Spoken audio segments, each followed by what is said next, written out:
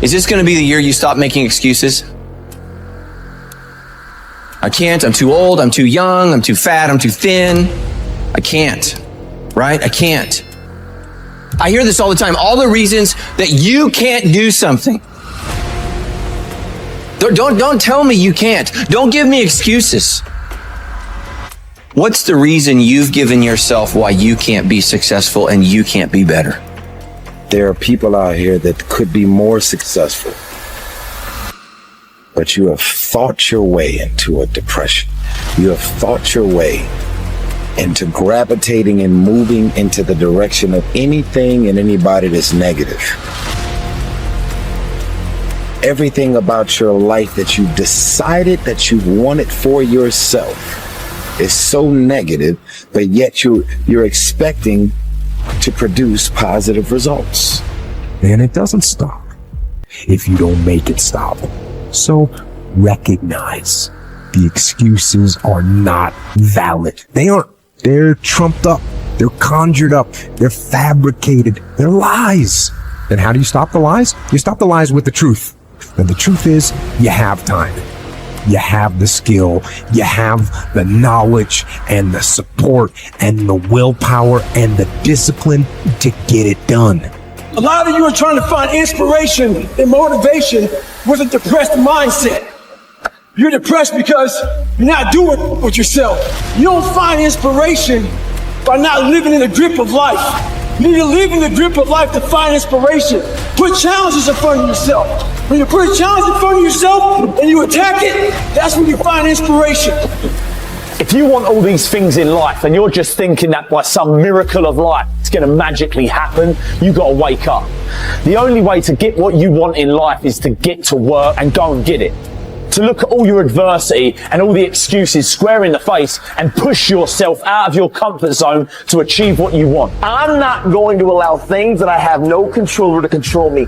The only way to go about doing the work is get raw and get intense, get angry and aggressive, and make it happen for yourself. These test days, guys, these are the days that test your qualities. They test your characters. They test who you think you are. They test your fortitude. They test your endurance, your discipline, your grit, your dedication, your determination, your mental toughness, your character. Everyone wants to feel like a winner. And feeling like a winner requires that you win. You get the feeling of the winner by completing a task 100.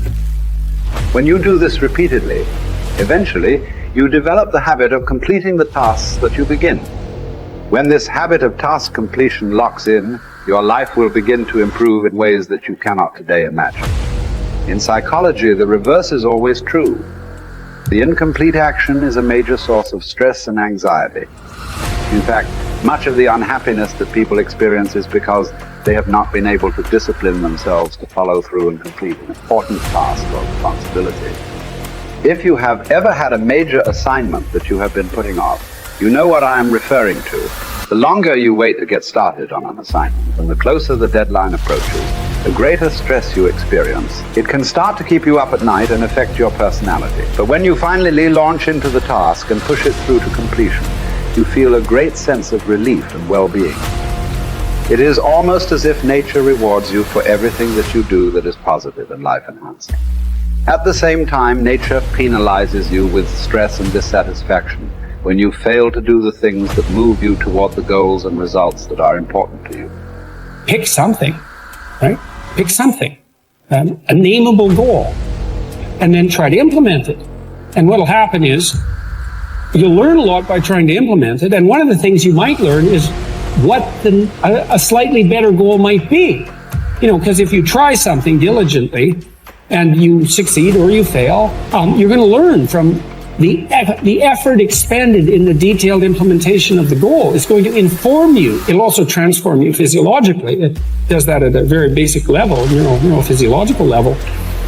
You will be slightly different as a consequence of the attempt. And what that'll mean is that the next goal you pick will be a little more suited to you.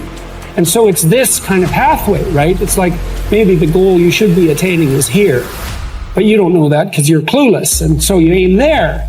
Well, it's better than there, and it's not nothing. It's not cessation of movement. And, you know, if you're supposed to go there and you go here, but you walk diligently towards it, you're a little closer once you get to here than you were here. And it's this oscillating self-corrective process that leads you to the final star. And you have to be willing to engage in erroneous experimentation to manage that, but it is a self-correcting process. And so one of the things I always talk to my clients about is, well, let's try something, you know, and we'll reserve to ourselves the right to alter our trajectory. And then I would use as a corrective there, because you might say, well, how do you know when you're not just giving up, right? Instead of thinking maybe you need a different goal. And I would say, well, you can, if you're really concerned about your proclivity for self-deception, you can enter into a contract with yourself that you won't replace any goal you've set with a goal that's easier. And so you can switch your goal, but it has to be a little harder so that you check yourself against that tendency to withdraw and avoid and be self-deceptive. And that works like a charm. And if you do that with some degree of diligence, your goals will get better and more attainable, and you'll get happier too, because you don't experience happiness except in relationship to a goal. And that's really worth knowing. You know, and that's another thing to think about too. If your life is meaningless, well, you're not pursuing a valued goal. I mean, you might be depressed too, and sometimes that can be like an illness, you know, something that is really wrong with you. But a good rule of thumb is that if you find no joy in life, there's a very low probability that you're pursuing a goal that you regard intrinsically, like in the depths of your temperament, as worthwhile. And that's technically true, because we do in fact experience most of the positive emotion, let's say, that's associated with emotions like joy. We experience that in relationship to a goal. So, well, then you want to find a goal that regulates your negative emotion and that brings you a certain amount of positive emotion and that expands your competence as you pursue it. And you will experience that as meaningful. That's really what meaning signals. Meaning signals you're doing all those things. You say, well, that's not real. It's like,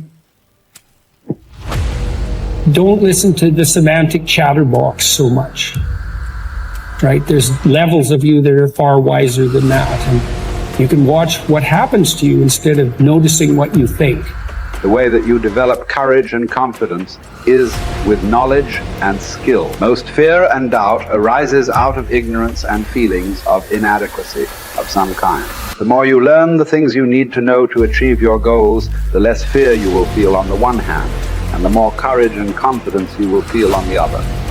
Think about learning to drive for the first time.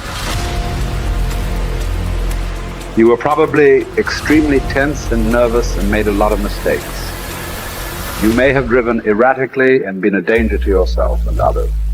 But over time, as you mastered the knowledge and skills of driving, you became better and better and better, and your confidence increased. Today, you can quite comfortably get into your car and drive across the country with no fear or worry at all. You are so competent at driving that you can do it well without even thinking about it. The same principles apply to any skills you need to learn to achieve any goal you can set for yourself. There's some times where the mind gets overwhelmed and you cannot slow it down, but by these certain tools I developed, by not allowing your mind to get away from the moment. You have to think about the exact moment that you're in. But I saw when I was younger, the moment became too big. When it became too big, I spazzed out and I would quit. But now I don't think about even like an hour from now, I'll be eating. I don't even go there. Because then your mind, oh, no, we must embrace this, because now you have to be a leader in this moment. It's not about you just getting through it. I had 5 guys, and 6 including me, in my boat crew. Now I was the boat crew leader. So now another trick is this: if you don't think about yourself, there's no pain. Which can also lead to pain later on in your life. But in these moments when you're struggling, if you are a true leader and you're worried about your men or women beside you, your mind doesn't care how cold you are anymore. Your mind's only worried about taking care of the men and women beside you. So I started realizing, man, if I take care of these cats and I let them right in the worst moments, my mind is no longer thinking about, you're miserable, David Goggins, get the hell out of here. You're thinking about, how is John, how is Andy, how is Sam, how is Pete, how you guys doing? You're not thinking about me. So there's so many things you can do to get outside your own head to then allow your body to just be like, hey, we're just a machine. But you have to let your mind be able to process all these different tactics to do that. Take a different vantage point in life.